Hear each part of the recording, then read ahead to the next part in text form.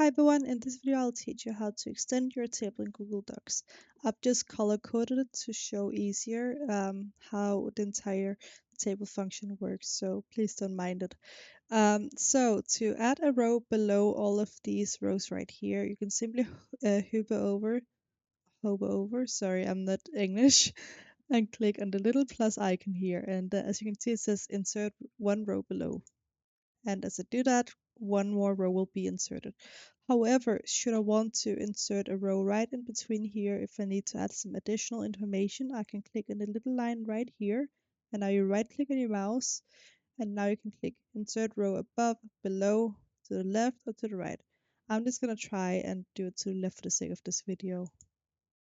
And as you can see, it inserted a new row in the middle of the entire cell right here. So if I were to do it right here, for example, and click one row above, you can see it inserts one more in the entire row here in the table. And that way you can add and customize the table to your liking.